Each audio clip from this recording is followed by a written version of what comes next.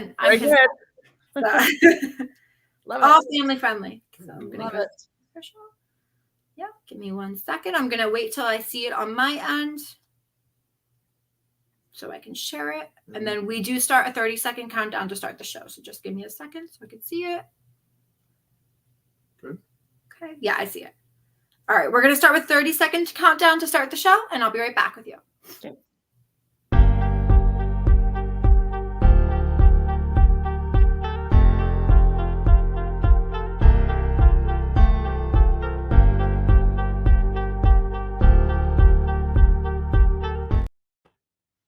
It wouldn't play it. Hold on 1 second. Try that one time.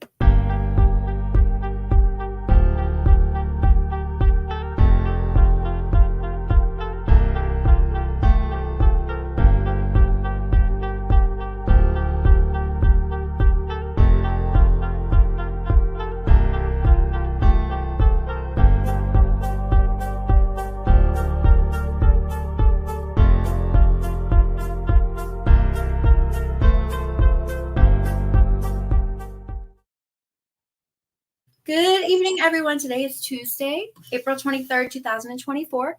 Welcome to the Dani Perro Show. We're here in our home studio tonight. I'm so excited to announce my wonderful guest. I mean, we all know you obviously for functional dentistry. You have so many degrees, so many different things that you are part of. So I have Michelle. Is it Jorgenson? Uh-huh. Okay, with Living Well, Dr. Michelle. So thank you again for being here today. We are so excited to get your story out there and spread the word about everything going on wrong in the industry.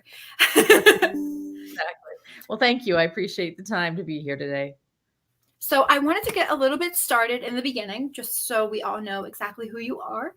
If you can give us an idea a little bit about yourself and how this first came up in your industry, of your story. Yeah, so I'm a general dentist, and I thought that I would just do general dentistry for the rest of my life. My father is a dentist as well. We were practicing together, and I started to get really sick. I didn't know what it was. I didn't know, what it was coming from. And I started just doing what everybody does, going to doctors and getting tests and doing all of these things, and no answers were coming. So didn't know what it was still. I eventually had to put my practice for sale because I had really bad numbness in my hands. They were painful. They were numb. I couldn't hold instruments anymore. I couldn't remember anything. It was really bad. And finally, another practitioner just said, well, if you looked into mercury as being the problem, could it be mercury? And at that time, I knew that silver fillings had mercury in them. We'd been taught that in dental school, but I'd also been taught that it wasn't concerning, that there weren't any problems with it. It wasn't a problem. And he said, well, no, it's not the fillings that you have, because I didn't have any fillings. He said, it's all the ones you've been drilling out with no protection, breathing in all that mercury. So I went and got tested. I thought, well, it won't hurt to get tested. Got tested, and that's what it was, mercury poisoning. So with mercury poisoning, you have to get it out without putting more in. And that was going to be a challenge. If I was doing the same kind of dentistry, I was a cosmetic dentist. I was drilling out all these silver fillings because people hated the way they looked. And so I had to go find out were there ways to get rid of the fillings and drill them out, take them out of people's teeth without breathing it in. And I found there was an organization that did exactly this. I didn't even know they existed. They had I started following all their protocols just for my own purpose, like for my own health. I started doing all the things that they recommended. And my patients started saying, well, what are you doing? You're wearing this crazy mask. You're wearing, you have this great big vacuum. What is all the stuff that you're doing? And so I would explain it to them, and they would say, we're so happy you're doing this for yourself, but obviously we're happy for us too, because this has to be good for us too. So that started to build some, the word started getting around. I was doing some things that were healthier. And then they started sending their doctors, and their doctors would say, gosh, do you know about this? And have you done this before? And have you heard of this? And I didn't know a lot of these things. So I would have to go and study and research and find out what they were even talking about.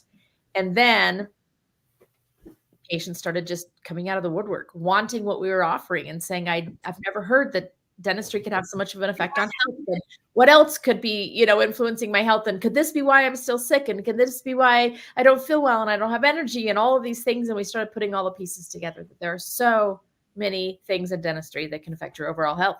So that's where the practice and all of the social reach and everything came from, was simply because I had to find an answer for myself.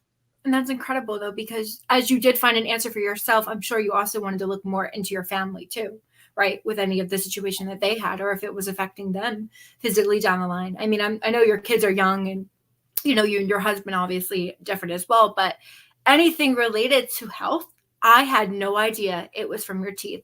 I swear, every time you post a reel about a patient that had trouble breathing, and it has something to do with a broken tooth, like it's mind boggling to me, right? Because I don't think even growing up, a lot of us even knew that. We always thought it was health problems, never knew it was in our teeth.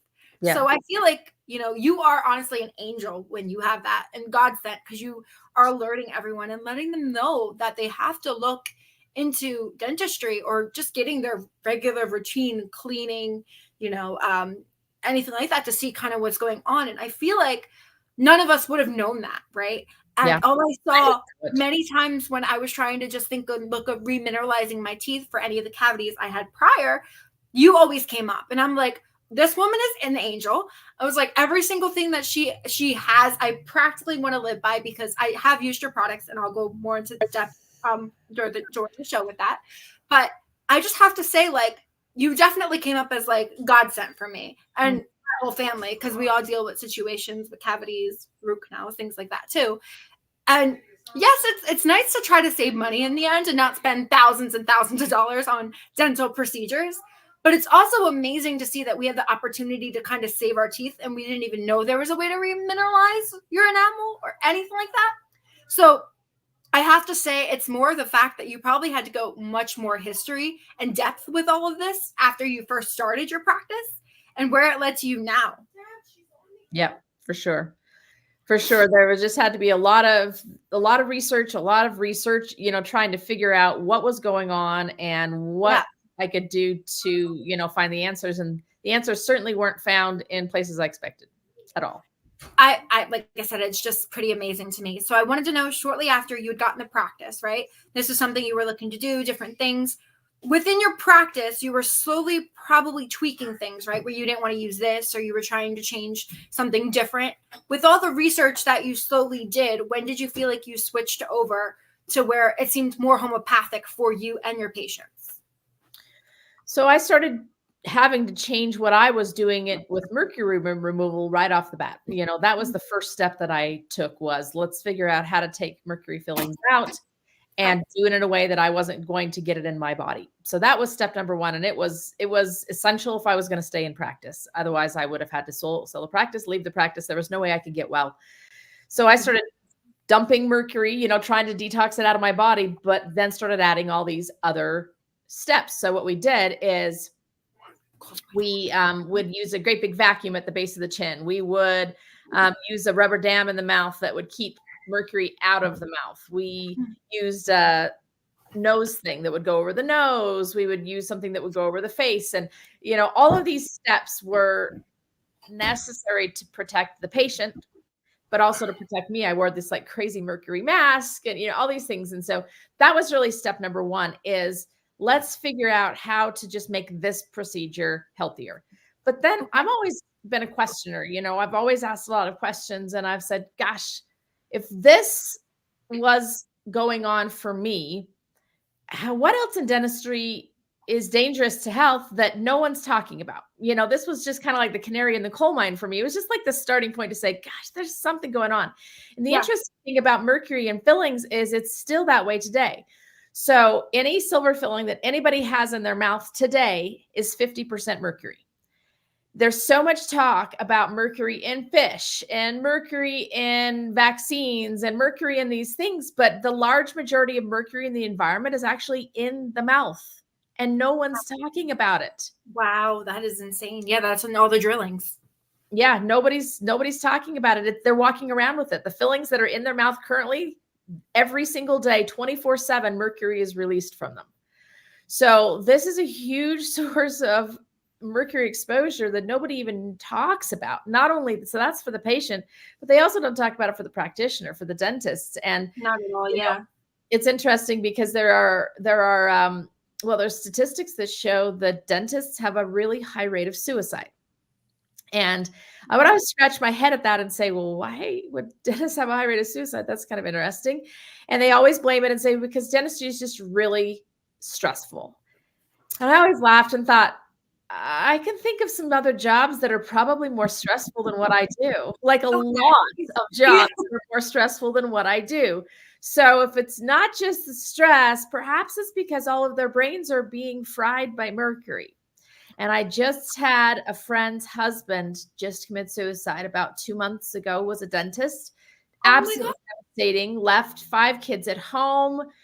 Just devastating. And I just wonder how many dentists are going to die, before this word is out, how many patients are going to suffer before the word is out. So that's really frustrating to me. Mercury has been a known neurotoxin since the 1800s. There were the invention of it, or the findings came from the hat making industry. People would take rabbit fur and rub mercury on it, and it would turn the fur into felt. They would then use that felt to make the felt top hats that you see in pictures in the 1800s. That's what they would make the hats out of, was this rabbit fur that they'd rubbed with mercury. Well, the problem is that the hat makers were starting to get shakes so bad they couldn't hold their a fork or a spoon anymore. They couldn't feed themselves. They would walk almost so they would look drunk. And they started calling them Mad Hatters. So you've heard the term Mad Hatter on Alice in Wonderland. Wow, what? I didn't know it went this far back. That's where it comes from, is that these hat makers were actually going mad because they were using mercury. So now they took the same mercury, and barbers were dentists at the time, or were doing dentistry at the time. And they figured out they could mix that mercury with silver shavings and could make fillings that they could plug in people's mouths. So doctors said, we think this is a bad idea. We know that the mercury is actually making the hat makers mad, insane, shake, can't feed themselves, die these early deaths, but yet we're going to put it in people's mouths. And they did it anyway. And they're still doing it. So any silver filling going in the mouth today, and there are still silver fillings going in people's mouths today, every single day, all over the US, every single one is still 50% mercury. And can I ask, are those the ones that the insurance covers? Do you know? They cover it more. They cover more of the mercury fillings than they do the composite fillings. Yep, absolutely. So it's just insanity to me that there's still not talk about this. I have not been able to get pregnant on my own in over 32 years of marriage. We ended up doing a bunch of fertility work. We adopted a couple of children. And I've since learned that mercury is a huge disruptor of fertility. And I just think about how many women are in the dental industry. Maybe not the dentists, but how about all the dental assistants and the dental receptionists and the dental hygienists? They are 99% women. So this industry is full of women that could have fertility affected by these mercury levels. Every time a filling is cleaned with a hygienist, it's releasing mercury into the air, and that hygienist is breathing it in. Every receptionist sitting in the front of the office that's sitting and breathing the same recirculated air with the HVAC system in the office is breathing in every bit of mercury that's been released from any filling that's been drilled out from that day. So much mercury in the air. Nobody's talking about it. So this is one of my missions, is to think of how in the world can we get this out to the dentistry profession in general? The dentists need to know this. Dentists need to know this. I was about to ask you that. Yeah. What's your next step? Like, what can we do? To keep talking about it. And when I was in school, what they told me about mercury is they said if you tell a patient that it could make them sick, or that it could be a contributor to any of their diseases, you will lose your license. So that's what I was told in dental school. And that's pretty much what they still tell dentists in school now. And that's what we still believe. So I am based entirely in research. There's an organization called the IAOMT. If any of your watchers want to look it up, IAOMT.org. There's an entire thing with about 500 reference articles on mercury and everything that we can legally say now. That's not illegal, or, just some story that we're saying. So there's definitely information we can share. And my purpose is just basically to let people know that it's going on. If you have mercury fillings in your mouth, if you have silver fillings in your mouth, they're 50% mercury. So you need to figure out how to get those out safely. But then that's the next step, is it's actually worse to go to any old dentist and have them drill it out the way that I used to do it. That's actually worse because it's going to give you more mercury than the mercury that's released just from chewing every day. You're going to get mercury that way too, but you're going to get a whole bunch more when they're drilling it out. So it's worse to just have it drilled out without safe measures than to leave them in. So if you can't find a dentist that will do this, again, the IAOMT.org has a directory of dentists that are trained how to do this. Find someone who can do it safely if you're going to remove any of those fillings. Otherwise, you're just going to move that mercury into other parts of your body and you're going to get more sick. So that's a really, really important thing to understand. So that was really the place that I started was fillings and mercury. But then it started getting me asking questions saying, well, what else? What else could be contributing to health problems? And that's where the doctors really came in, because doctors started reaching out to me saying, we've been looking for a dentist that will be open-minded to some of these things. And doctors knew a lot more about this than I did. Doctors, chiropractors, wellness centers, a lot of these practitioners were much more familiar with all of the connection between dentistry, dental health, and oral health than I was. So they started instructing me. They would say things like, gosh, have you heard the worry about root canals? Have you heard that they can be really bad for you? As I'm doing, 10 weeks myself. And I'd say, no, but thankfully, because of my experience in not having answers and being inside of the industry myself, being a practitioner and still not having the answers, because of that, I was open enough to say, well, let me do a little bit of digging. And thankfully, there's enough research now that I don't have to just make up stories, I would never do that anyway. Or I don't have to just rely on patient stories where they come back and say, oh, I feel so much better. I don't have to rely on those anymore, because now science is starting to back up what we're finding, that there are things in dentistry that have been done for hundreds of years that are actually they're not contributing to health. In fact, they're the opposite. They're leading us to poorer health. And some of those things are root canals, areas where teeth were removed, and the jawbone. Those are two biggies, gum disease. And then, like you said, breathing, some breathing issues as well, where people don't realize that a lot of these things can contribute to just absolute energy deficiency. You just can't have the energy you need if you can't get oxygen. So these are all kind of steps I took, and we can go through each one of these. Fluoride is another one. I have to talk about you. We're going to talk about that prior. Okay.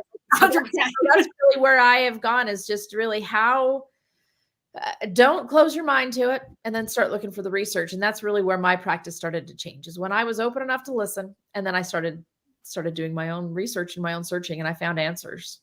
And I just want to say how everyone did reach out to you, and they were giving you a lot of tips and different ways for you to go on your own path and to see different things, maybe see it a different way as a dentistry, right? As what you were currently doing. Because now obviously you did change to more homeopathic and more health, nutrition, and everything like that too. And I'm sure in the beginning, maybe you were like prior a little bit, but now you like switched 100% because you see everything that's like bad out there for us. And you're trying to alert the world and, let us all know kind of what's going on with that. So for sure.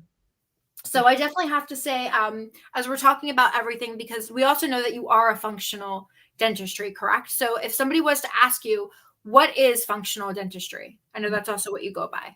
Yeah, I actually love the word. The title that I like the most is called health-based dentistry.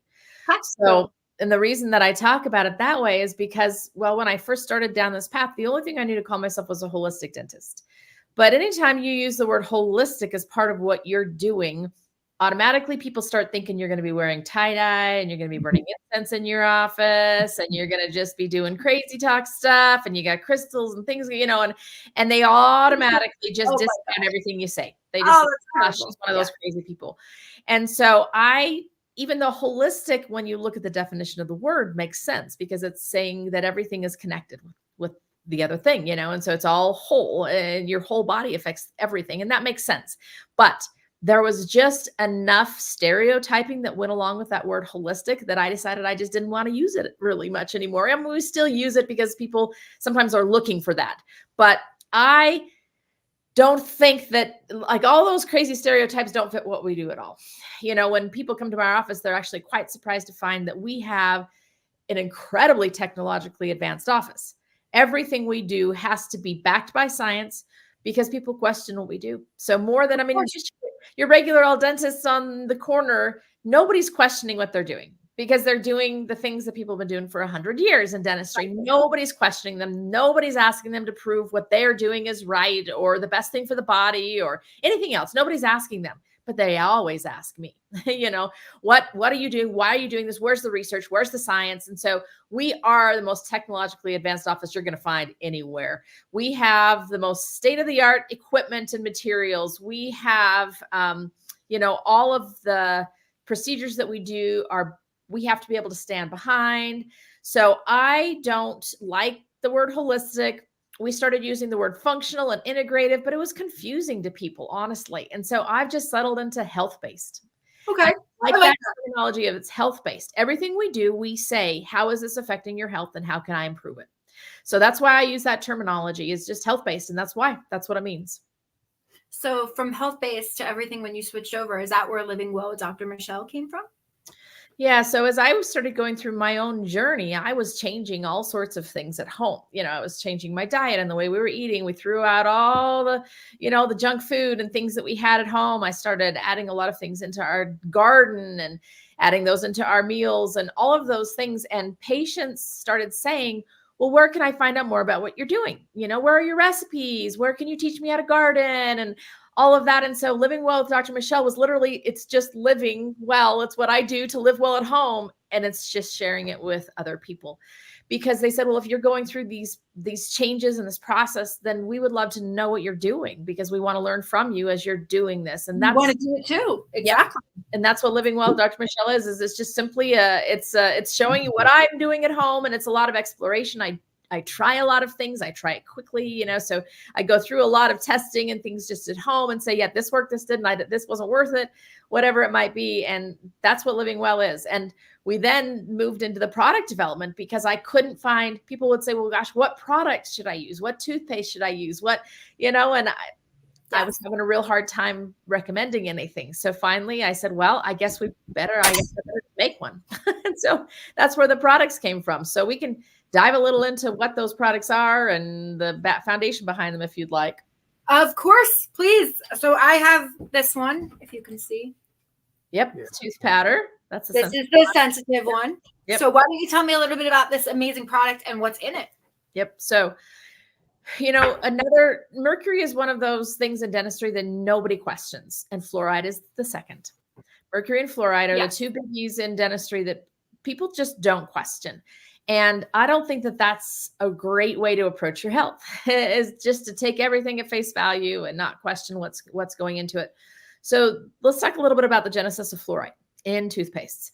100 years ago or more, they discovered that people that were drinking well water that had higher levels of fluoride. Well, first of all, some people that were drinking well water had stronger teeth.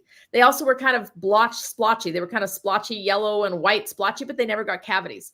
So they said, well, what's in this water? Something's got to be in this water that's making this happen to the teeth. So they studied it and they found out it had high levels of fluoride, just naturally the water had high levels of fluoride because of the soil that it was in. So they found that it was making harder teeth. Sometimes, like I said, really not very pretty teeth, but harder teeth, harder, whiter, blotchier teeth. So they said, well, gosh, if this prevented cavities, then maybe we should just add it to everybody's water, because then it will help prevent cavities in everybody. So they started adding it to water across the country. Throughout the US, all of a sudden, a lot of municipal water supplies started adding fluoride to the water. Then they started adding it to toothpastes, because again, they said, well, if a little is good, then a lot's got to be better. So they started adding it to toothpaste as well. Toothpaste, mouth wrenches, everything that you can possibly have when dental, when you're talking dental, has fluoride in it nowadays. Wow. So what is the problem with this? Well, fluoride does change the structure of the tooth. So the outside of the tooth, the part that you see, is made of crystals. It's called enamel, and it's made of crystals. These crystals are mineral crystals. And those crystals do get harder and more brittle when you put fluoride in that crystal. Bone is very similar to tooth structure. So bone has the same crystalline structure as teeth do. So if it changes the structure of your tooth, it also changes the structure of your bone. And what they're finding is areas that have high fluoride have higher levels of hip fractures and other problems, because this stronger, more brittle is bad when it comes to bones. So now higher levels of fluoride are equaling hip problems, bone breakage issues. That was problem number one. Second problem with fluoride is very similar to iodine. If you look on the periodic table in high school chemistry, you'll see they're right next to each other. They're cousins. So iodine is what the thyroid uses to be able to activate its hormone and then give us the energy that we need. Well, if you have fluoride in the system, fluoride is the bigger bully to iodine, and it will push iodine out of the thyroid hormone and it will bind instead. So if you get a blood test and they're looking for low thyroid hormone levels, your tests are going to come back fine and normal. They're going to say you have plenty of thyroid hormone.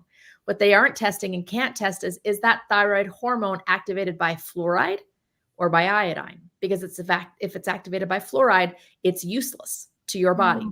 So all these people who have hypothyroid issues, low energy problems, a lot of it very much could be contributed back to this fluoride and everything that we have, because fluoride's just pushing iodine out, making thyroid hormone ineffective. Another thing it does is it affects the way that the brain actually develops. And they're finding that in highly fluoridated areas, children are having lower IQ testing scores. Now, these are the kind of ones that people start to roll their eyes at. They're like, are you serious? Like, you're seriously going to say this? Go look at the research. There's PubMed research articles that tell you exactly what I just said, that IQ levels have dropped in areas that have higher levels of fluoride. So that's the big problem over here, right? That's the big elephant in the room. Does it make teeth stronger? Yeah. Does it cause a lot of other issues? Yeah. Mm-hmm. So is there something else that could make teeth stronger instead, so that we don't have to sacrifice our health for stronger teeth? I mean, are you really willing to sacrifice your child's brain, IQ levels for your teeth? Really? Are you really? So if there's something better, then why don't we try it? So what I studied is that the mineral that makes up the outside of the tooth is called hydroxyapatite. When a cavity forms, what happens is acid gets on the tooth. So it could be acid from your diet, could be, foods that are acidic, drinks that are acidic. It could also be acid from bacteria. So when bacteria eat sugar, they poop out acid, basically, and that's how they create a cavity. That acid dissolves minerals. So I always tell people, have you ever tried like pouring a Coke on the terminals on your battery on your car? It dissolves all that crud. That's what acid does. It dissolves minerals. It breaks them apart. Yes. So when that acid gets on your tooth, it dissolves the minerals. It pulls the minerals out of your tooth, leaves a hole, and tiny hole. The bacteria crawl into the hole, eat more sugar, drop more acid, create a deeper hole, and that's how a cavity is formed. So we can stop that if we can plug that hole back up with minerals, right? We just put minerals back in the hole. So what mineral should we use? A mineral that never came out of the hole like fluoride, or should we use the mineral that was there to begin with, which is hydroxyapatite?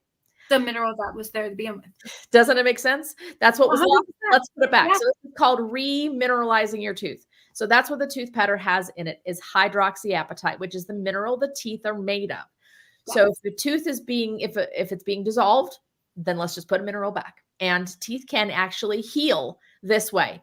You can have a cavity heal this way. If the cavity is still just in the outside layer of the tooth and the enamel of the tooth, and you add hydroxyapatite to it, you can actually heal and stop that cavity from developing any further. If it's deeper into the inside layer of the tooth, the dentist needs to help you get that cleaned out and filled. But a shallow cavity can actually be healed with hydroxyapatite. So that's where the tooth powder started. And I started just with one formula. And then I figured out a lot of people want whiter teeth as well. And the cool thing is that hydroxyapatite actually helps to whiten teeth because it makes them more dense. So when you look at them, they just look whiter because there's more minerals in them, and the hydroxyapatite is white. So it already helps. But then I made a whitening formula that has some special components in there that help to get rid of stain while whitening. Made the sensitive formula, which is what you have. It has a special component called arginine bicarbonate that really plugs those tubes in the tooth and makes them really less sensitive. And we have another one that's a citrus flavor that kids often like. Everybody likes, but kids like it too. So that's really where we started. Excuse me. And then I said, you know what? There's so many problems with mouth rinse too. And that's a whole nother story, but there's so many problems with mouth rinse. Exactly. There's the mouth rinse, because I don't know if people, if they recognize that Listerine and mouth rinses like that are 60, 70% alcohol. They are so high in alcohol. And what that alcohol does is a couple of bad things. It kills the good bugs in your mouth, which then kill the good bugs in your gut. Like all of this is kind of this whole spiral that happens, but it also dries out your mouth, which leads to more cavities, which leads to bad breath. So the mouth rinse that you're using to help with bad breath actually leads to more bad breath, which is a great thing for the people who are selling you mouth rinse, right? Because you're Yes. never going to be able to stop using it. That's So terrible. what I did is I said, this makes no sense. Let's get a mouth rinse that actually just kills bad bugs but leaves good bugs alone, that rebuilds teeth while we're at it. So and it actually has a whole bunch of other herbals in it that help to strengthen gums, soothe gums, take down inflammation, all sorts of things, kill candida in the mouth. So this is a mouth rinse that does all of that instead of the things that the mouth rinses that have alcohol in them do. So that's really the genesis of the products, is I just knew that I needed something and I couldn't find it. So I had to make it. So that's been a really fun thing for me to realize, you know what? In my kitchen, I can put together ingredients that are useful and helpful for people's health and mouth health. And that has since just snowballed into a huge business that provides all these products. And they're things, again, that I used to live well. So just helping other people live well. What I love the most, though, about the mouthwash is if you look at the bottle, it literally says you could digest anything. You don't have to call poison control if you ingest something by accident. Yep. That's pretty exciting, because everything, nowadays you do have to call poison control if it's anything like that. So I think it's more the fact that I want to definitely make sure all the products that I use, especially having you on the show, you're obviously going to promote. Everybody's in the comments are asking where you can purchase it. So I want you to give the opportunity where they can get them too. But the opportunity is everyone will try out these products and they'll see a huge impact on the amazing dentistry of what it can do for them. Yes. Yeah. Can I, Dr. Michelle, can I comment really quick? Please. I have to say that when I've been on TikTok and I've seen people sell these type of products, it's totally different because you don't know where it's coming from. But when you know that it's coming from somebody that's actually making it, it's a whole different thing. And because, they care. Yeah, and you care. And I've tried the products. I've tried most of them, and they're amazing. The tooth powder, it makes your mouth feel nice and fresh. It feels clean. Feels like you just left the dentist's office. Yep. And it makes your breath smell nice. And everything that you sell has got that same thing associated with it. I will say this really quick about the bone structure. I learned from Dr. Barbara that our bones are not just calcium and vitamin D. They're boron, they're many other things. So what you're saying is, if the fluoride takes over all them different minerals that are supposed to be in the teeth, that's why our teeth start degrading, because we're not putting the minerals. It's not in the food. It's not in the soil. You're not taking the supplements, so you're not getting them. Is that what you're saying? And you're correct on that too. Yep, 100%. There's so many deficiencies that we have in the world today. So let's put back where, what things are deficient, because there are definitely deficiencies. We need to put back what we're missing. Yep. I just wanted to say, one of my good friends, Paula Biger, that's tuning in as well. She wants to know, what does Michelle think about castor oil or oil pulling? Oil pulling. Coconut oil pulling. Yes. I've been doing that too. Yes. Yep. So you have to understand, again, it's funny because I was just speaking at a conference this weekend too. And a lot of the things I was talking about food for a healthy mouth this weekend. And a lot of things I was talking about, I would ask people, well, let's get into actually the chemistry, the science. Let's figure out how this works. And once you understand how it works, then all of a sudden you understand how it works. So that's why I try to explain things like the way teeth are made and what are they made of. So the way oil pulling works, this is an old Ayurvedic technique from India from thousands of years ago. And the way it works is every cell, our cells, as well as bacteria, virus, all of them, every cell is surrounded by fats. That's just the way every cell is made. It's called a lipid layer around the outside. So when you put fats in your mouth, so you put coconut oil in your mouth, what you're doing is fats will attract fats. So when you're swishing it around, it literally is pulling bacteria and attracting that fat on the outside layer into the oil that you're swishing around. This is a great thing if you need to balance the bugs in your mouth. So this is really good for gum disease, for any of those situations. It also, this again is not necessarily scientifically proven, although there's some research coming out that it shows that it's also balancing the gut biome. So not just the oral biome, the bugs that live here, but also the bugs that live in the gut, because some of that is digested, all that's happening. But here's my one caveat is some people will just say, do this every single day. I actually don't believe in doing it every single day. And the reason is some of those bugs in your mouth are there for a reason. Your mouth is the entry point to every bite of food you take in, most of the air that you take in. The bacteria are there as our defense. If we kill them all, then we are going to be undefended. Basically, we have like this fortress that has no soldiers at the wall. Nobody's defending us. So we need bacteria, and we need a lot of them in the mouth. But there are good bacteria, there's ones that help us and that defend us, and then there's ones that harm us.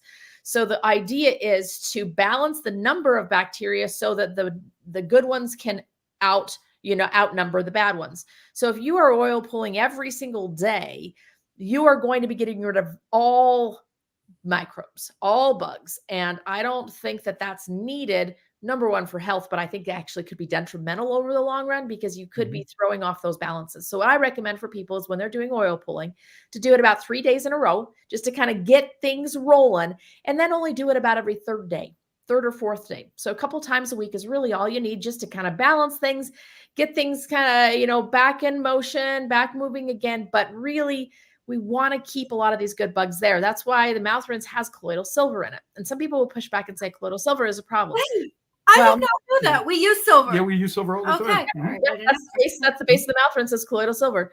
So the cool thing about colloidal silver versus ionic silver will turn you blue. I don't know if you've ever seen anybody that's turned blue because they're using too much silver. Ionic silver will actually deposit in the tissues, in the cells, and so it will turn your cells blue. You'll turn your skin blue, literally. But colloidal silver doesn't. It doesn't actually, it's not ionic, meaning it's not looking for something to attach to. So it just floats around, but it will kill bugs, and it's selective. It will kill the bad guys, but it will leave the good guys alone. So that's why I love the mouth rinse, because the colloidal silver is selectively killing the bad bugs and keeping the good bugs there to continue doing their job. That's amazing. I did not know it had colloidal silver because we live by that. We use that all the time when we go outside, just for immune support. Exactly right. Yep. That's the base of the mouth rinse is colloidal silver. So cool. I will say this, Dr. Michelle, that I like your approach of everything, the health part. I also like the idea that, I know you touched a little bit on root canals, but my thoughts are, I had a root canal years ago when I was a younger adult, and it broke, but it was a mercury. I'm kind of glad it broke out, but I did have another one later on. It was actually throwing off all the bacteria in my mouth. And mercury fumes it's like, like a battery, they say, in your mouth. The more acidic food you eat, the more battery acid comes out. And when I had that mercury pulled out, of course, it's got to be done by somebody that knows what they're doing, and refilled again. It can really change your whole, makeup of your body.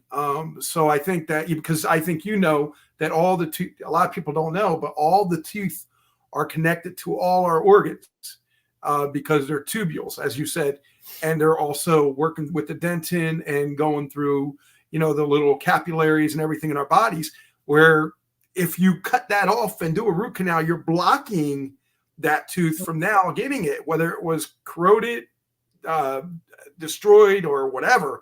It's now blocked. So whatever that goes to, whether it's the breast or whatever it is, it's going to cause either a problem with it, heart disease, cancer, and all the other things. You agree with that? Yeah. So there's something called the tooth meridian chart. If you can look it up again, it's what it does is it actually shows. This is all based on old, acupuncture information that was generated, where the body has a wiring system. And when I describe this to people, sometimes people again start getting that glassy-eyed look, like, she's talking about energy again. I'm like, no. I'm not talking about energy. I'm talking about the thing that makes your heart pump. I'm talking about the thing that makes your brain fire. I'm talking about the literal electrons that course through your body nonstop, 24/7. And if they stop, you die. Like, that's the electrons, that's the energy I'm talking about. And whether it's related to the other energy, I believe it probably is. But this is simpler for people to understand. It's just like the energy that's in your house. How do you think that the light gets, how does the light turn on when you flip the switch? Because energy flows from the light switch to the light, and there's something impeding it or blocking it when the switch is off. That's why the energy cannot flow to the light bulb. The same thing happens in the body. So every single tooth is connected to an organ system somewhere in the body. the same way that we have connection top to bottom with our nervous system. We got our brain up here is connected with our pinky toe down there. How? Well, there's a connection. There's a connecting line, a nervous system line. Blood vessels the same, lymph vessels the same. Same with electrical system. Our wiring system has connection top to bottom. Every tooth is connected to an organ system. So when you have an impedance in that line, it's the same as turning the light switch off. So if you have a root canal, a mercury filling, something in an infection in a tooth, it literally is like turning the light switch off to the rest of the organs that are on that same line. So we see a lot of connection. Let me back up a little and explain why a root canal is problematic this way. When a root canal is done, what happens is, well, first of all, if you have a cavity that goes to the nerve of the tooth or a break that goes to the nerve of the tooth, the nerve is exposed. And in a tooth, when the nerve is exposed, the nerve dies.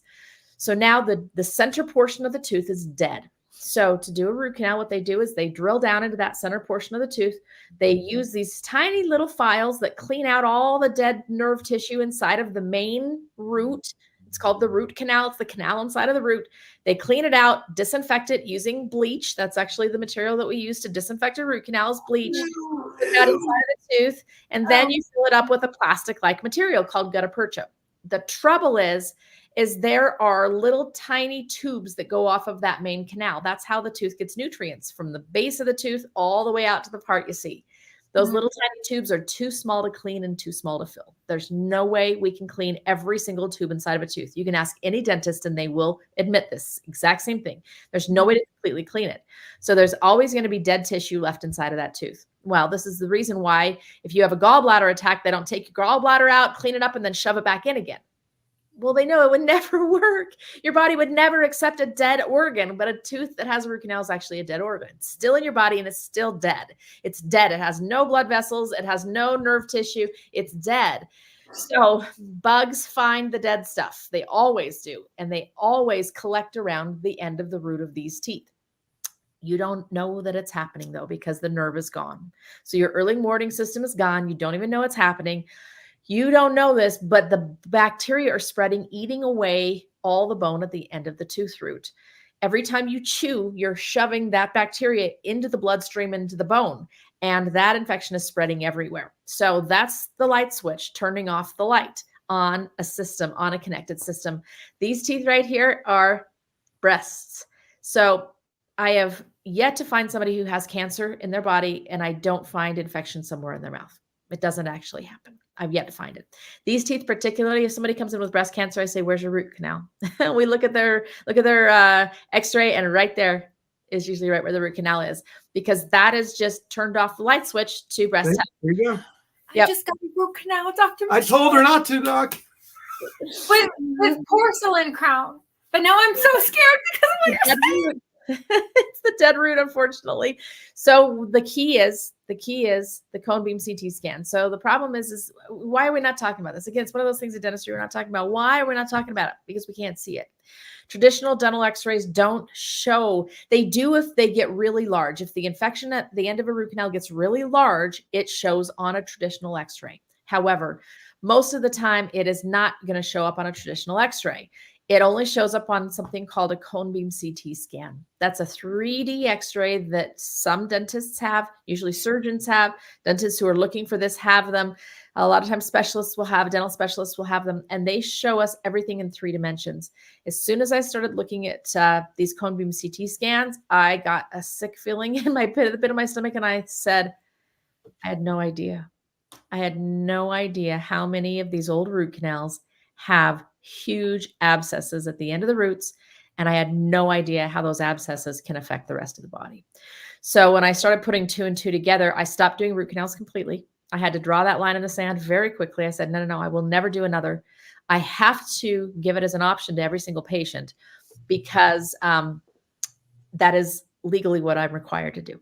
So if you get an infected tooth, if you have an abscessed tooth, I always have to give you the option of a root canal, but I will also give you the option of removing that tooth.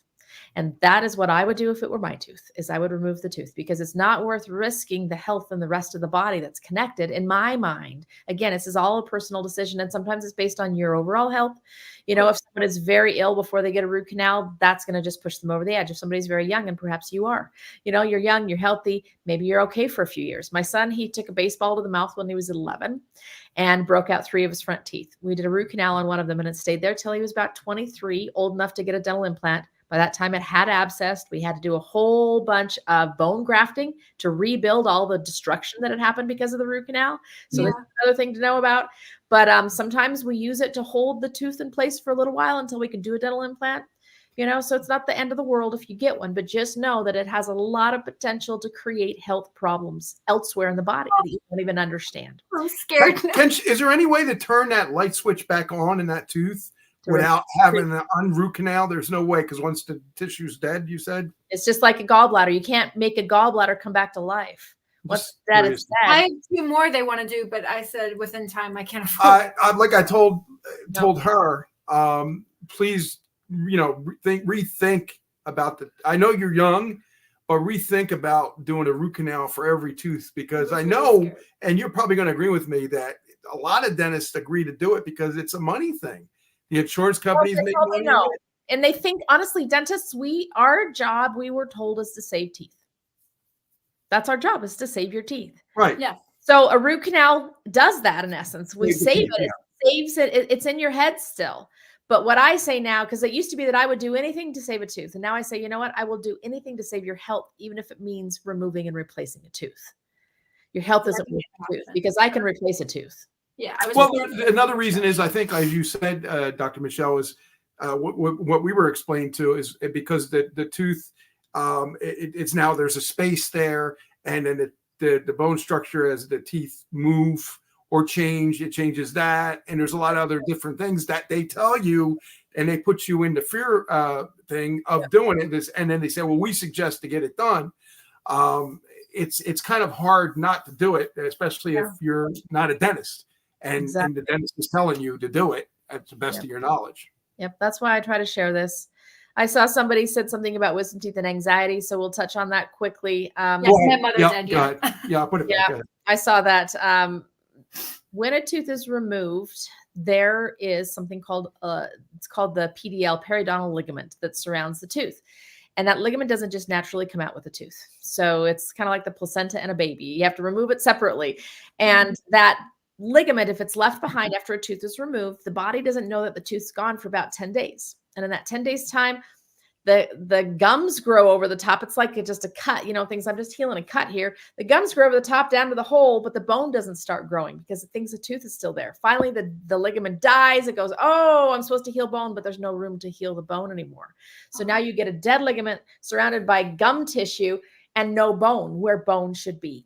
This is one scenario. There's a couple of other things that lead to it, but what it leads to is these areas in the jawbone that just don't fill in with bone. And that dead ligament inside of there, that gum tissue, creates a dead zone in the bone. Same thing. Bugs are attracted to dead spots. So these get filled with bacteria, viruses, parasites. I mean, the craziest things you can imagine. Inflammation skyrockets. And the things that are really connected, especially to wisdom teeth removals, are anxiety, energy deficits. So just not feeling like you have enough energy, adrenal, thyroid problems, and hormone issues. Those are biggies with wisdom teeth areas. So we'll see a lot of people who say, gosh, I've just had anxiety or sleeping issues, energy problems since I was like 17. And I'll say, well, when did you get your wisdom teeth out? When I was 17. Wow. Like quick. You associate it right away. Yeah. That's, Yep.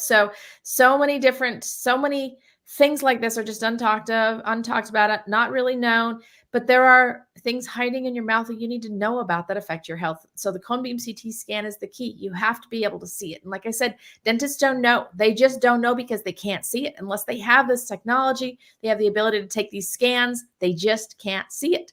But now we can. And now, to me, there really isn't any excuse.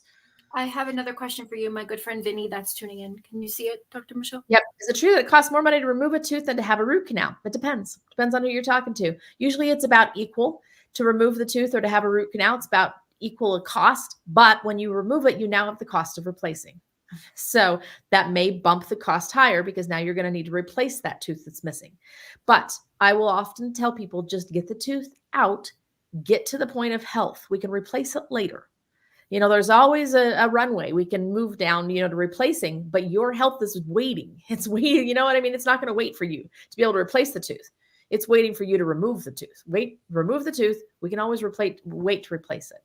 So is there a point, Dr. Michelle, where it's almost inevitable for you to a point where you have to get a root canal because the tooth is so damaged and it's so diseased that it's either either do root canal or take it out, or you don't. We just take them out. She would take it out. Yeah, that's what she does now. She doesn't do anymore. Yeah. You don't do root canals anymore at your. Nope. We just take them out and replace them, or we save them. There are ways that we can save teeth. If teeth have a really deep cavity, but they are not dead yet, and so that may be where yours are. The teeth are, the cavities are getting bigger, but the teeth are still alive. If that's the situation, then we actually save them. About 95% of those teeth we save, keep alive, no root canal, no removal. We save them. The way we do it is we remove the deepest cavity, but don't expose the nerve. So remember, that's what happens. If the nerve is exposed, the nerve dies.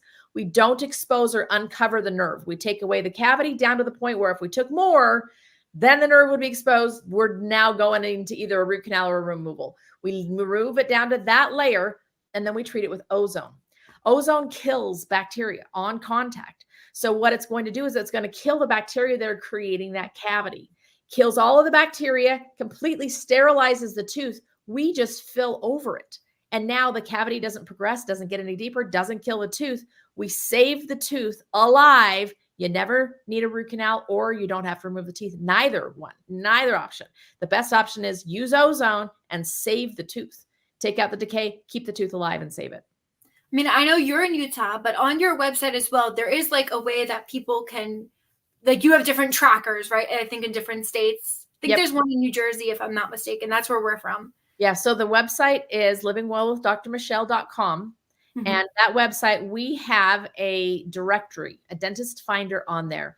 So you can go on there, and these are dentists that have been vetted by me. I know that they provide at least some of the things that we do in our office. Not all of them. Our office is a multi-specialty practice. You're probably not going to find an office like ours anywhere else in the United States because we have 8 doctors all under one roof. We're all providing, we're all specialists in our thing, and you're probably not going to find that elsewhere. But they at least provide some of what we do, and we feel good about the way they provide care. And so that's on livingwellwithdrmichelle.com. That's also where you find all the products. So for people who are asking that, that's where you find the products, livingwellwithdrmichelle.com. And that's where the dentist finder is. So you can find somebody who can do things like this, who can save teeth. Yep, there are. Now, we were talking about your product line where you have so many more products, obviously, about, your gut and everything too. But I want to give you the option to talk about your books with the gardening. So you give me an idea of how you. Do you have bundles? Like, people are asking me, do you have bundles? Like, yeah, we're actually selling the books right now. Actually, they're all on sale, like majorly on sale. So go on there. I don't even remember what it is, but yeah, there's a huge sale on them because it's like Earth Day or something, right? It's Earth Day right now. So it's like our Earth Day sale because we want you to use the earth and garden and do all of this stuff. And yeah, so really that was just part of, again, just more of the spinoff of Living Well. I started getting into self-sufficiency. So being able to provide for ourselves. We have a homestead here, and started just learning and teaching myself how to do things. And people would say, can you teach us? And so I put all the information into a book. So I have a book on emergency preparedness called Be Prepared, Not Scared. I have a book on self-sufficiency, which is called Self-Sufficient Living, 12 Steps to Provide for Yourself.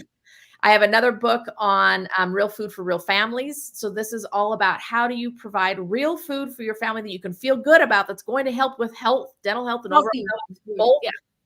But also is doable in 30 minutes a day. Like, how do you actually put that kind of food on your table? So that's real food for real families.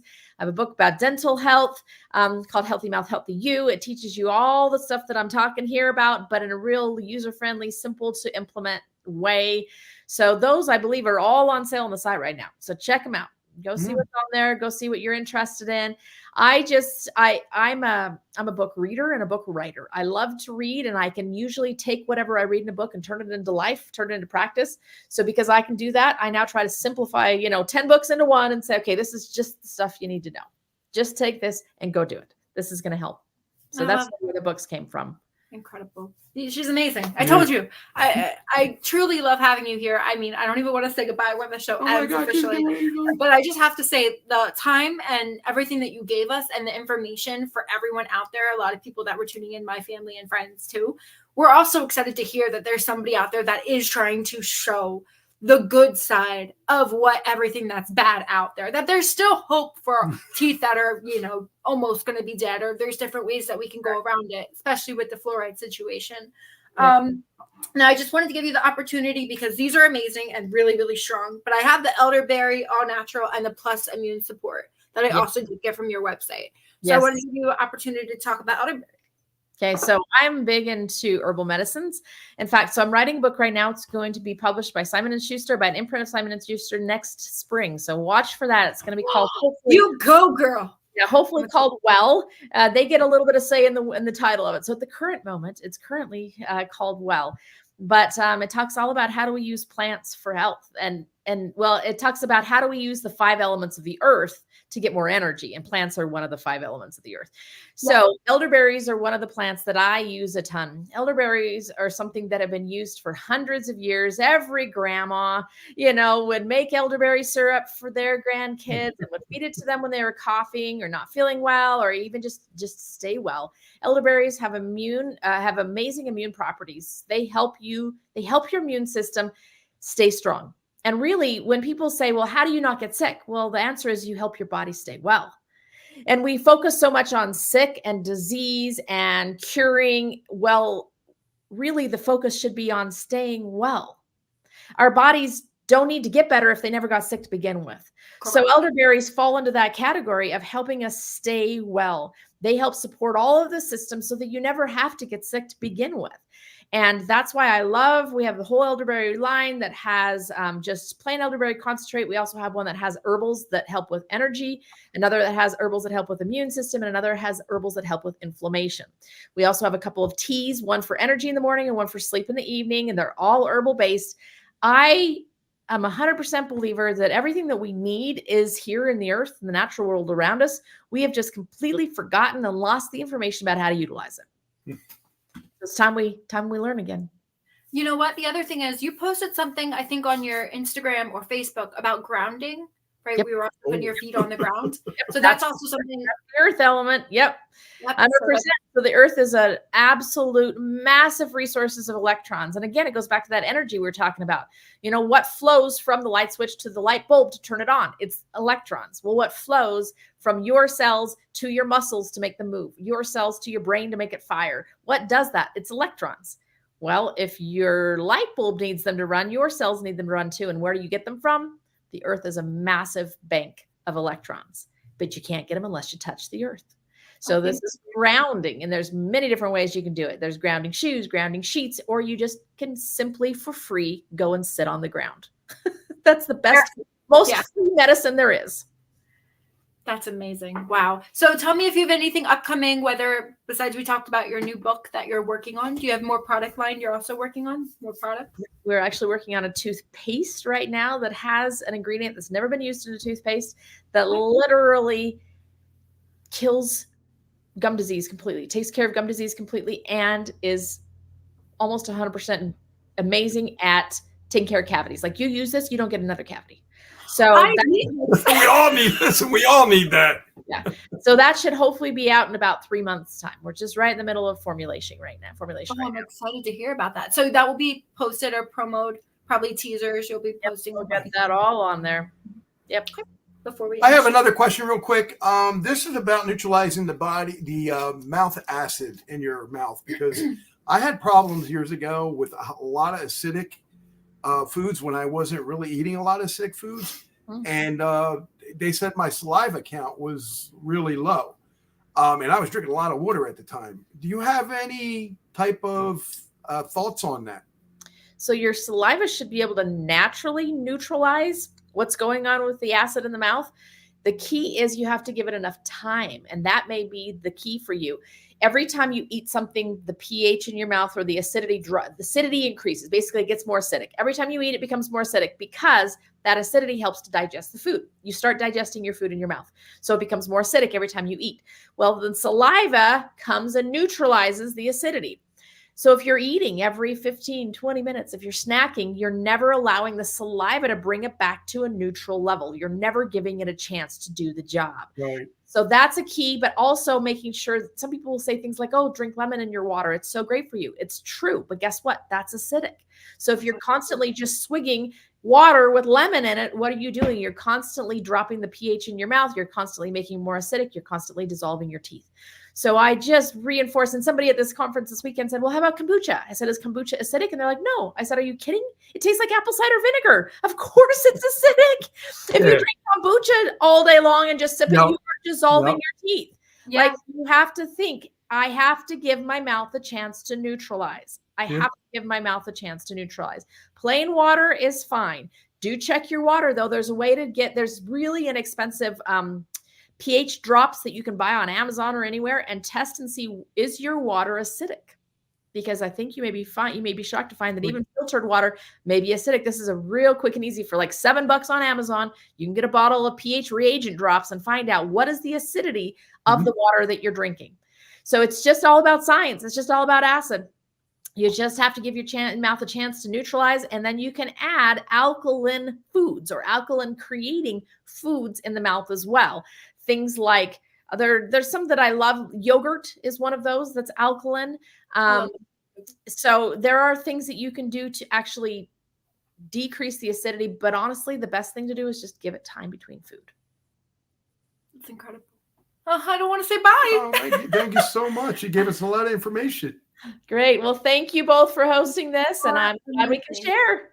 Thank you. I'm excited to share this all on social media so a lot of people can see it, and post it everywhere as well for yourself. It will be live on my my website as well this week. Thank you again for your time. If you need anything, you can always reach out to us. Please let us know when you have the new toothpaste too. We'd love to help promote it here on Hamilton Radio. We obviously probably will be purchasing more of your products as well. Now you can tell that I have them. I had to try them, obviously. And then when I get a chance to talk to you again, I do want to go over snoring with you another time. But I just want to say that it's incredible to get to know you. And we have one more question for you. We'll get one more question in before we go. Are you an alchemist? Well, I like to combine things and make them be like gold. So perhaps you could say that. I'm a formulator. Let's say it that. Okay. Well, that's an amazing way to end the show. Thank you again, Dr. Michelle. We really appreciate your time.